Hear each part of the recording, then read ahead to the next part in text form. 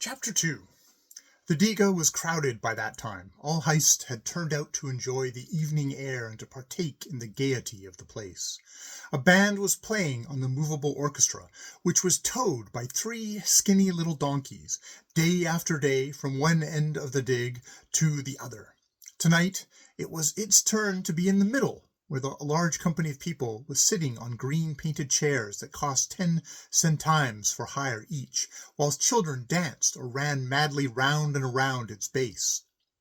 Everyone had changed his or her seaside garb for more fashionable array. Even the children were robed in white frocks and gala hats, and the whole scene was gay and festive. Harriet Brant ran from one side to the other of the dig, as though she had been also had been a child. Everything she saw seemed to astonish and delight her.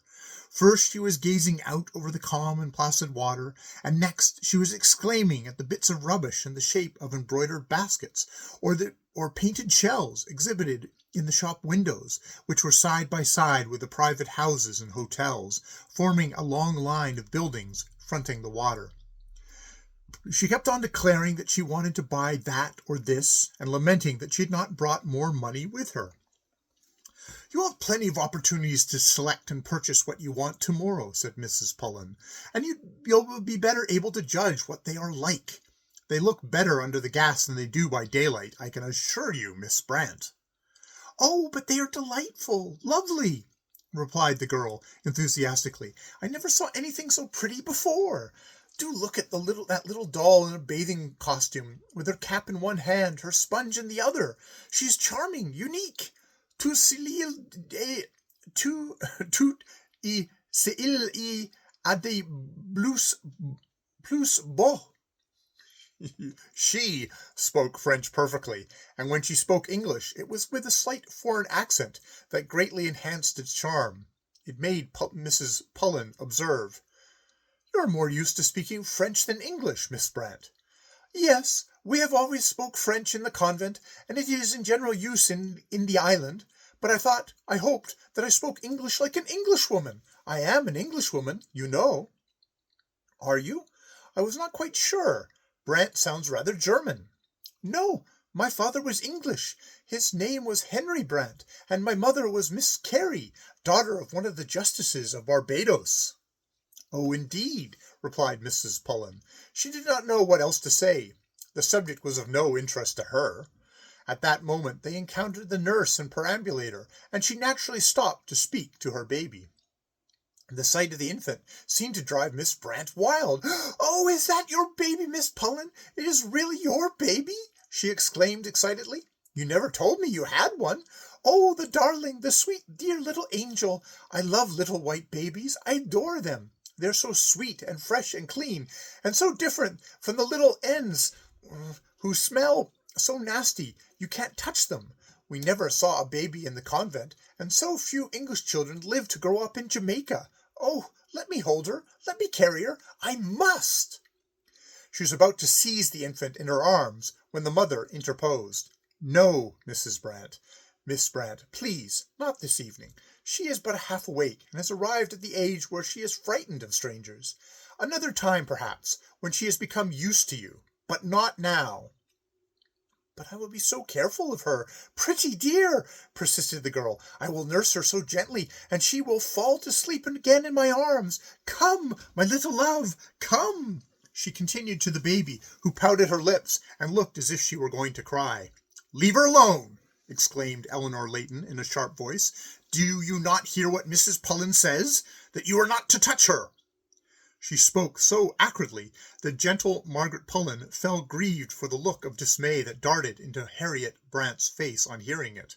"Oh, I'm sorry, I didn't mean—" she stammered, with a side glance at Margaret.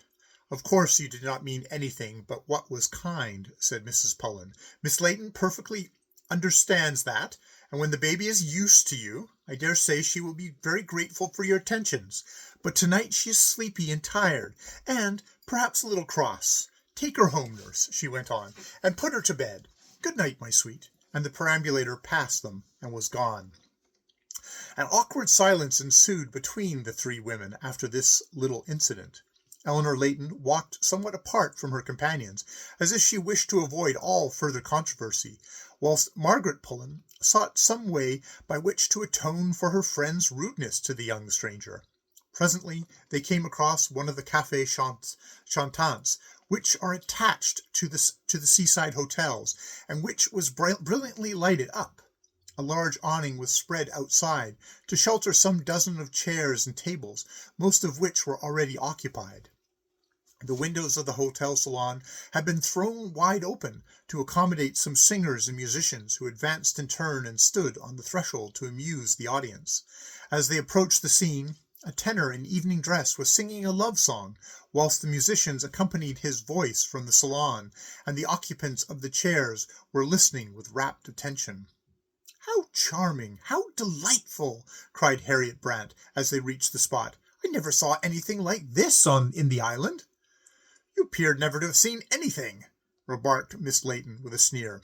Miss Brant glanced all apologetically at Mrs. Pullen. "How could I see anything when I was in the convent?" she said.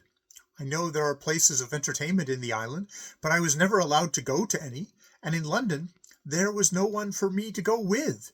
I should so much like to go in there," indicating the cafe.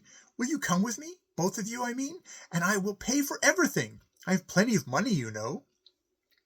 "There's nothing to pay, my dear, unless you call for refreshment," was Margaret's reply. "Yes, I will go with you, certainly, if you so much wish it. Eleanor, you won't mind, will you?" But Miss Layton was engaged talking with Monsieur and Mademoiselle Voltemps, an old brother and sister resident in Lion d'Or, who had stopped to wish her good evening. They were dear, good old people, but rather monotonous and dull, and Eleanor had more than once ridiculed their manner of talking, and voted them the most terrible bores. Miss Pullen concluded, therefore, that she would get rid of them as soon as courtesy permitted her to do so, and follow her. With a smile and a bow, therefore, to the Voltemps, she pushed her way through the crowd with Harriet Brant to where she perceived that 3 seats were vacant, and took possession of them.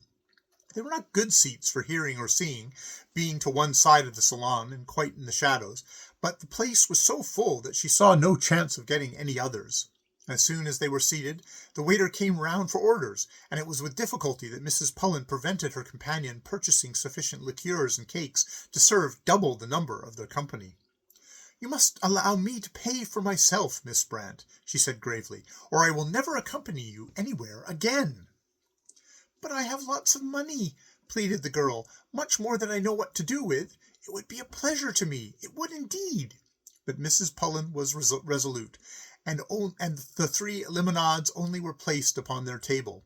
Eleanor Layton had not yet made her appearance, and Miss Pullen kept craning her neck over the other seats to see where she might be, without success. "She cannot have missed us," she observed. "I wonder if she can have continued her walk with the Voltemps."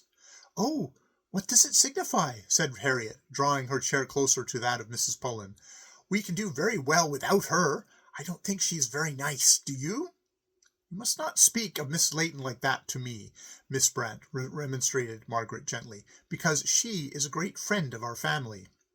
She had been going to say, because she will be my sister-in-law before long, but remembered Eleanor's request in time, and substituted the other sentence. "I don't think she is very kind, though," persisted the other. "It is only her manner, Miss Brant. She does not mean anything by it." "But you are so different," said the girl, as she crept still closer. "I could see it when you smiled at me at dinner. I knew I should like you at once, and I want you to like me too, so much. It has been a dream of my life to have some friends. That is why I could not stay in Jamaica. I don't like the people there. I want friends, real friends." "But you must have had plenty of friends of your own age in the convent." "That shows you don't know anything about the convent.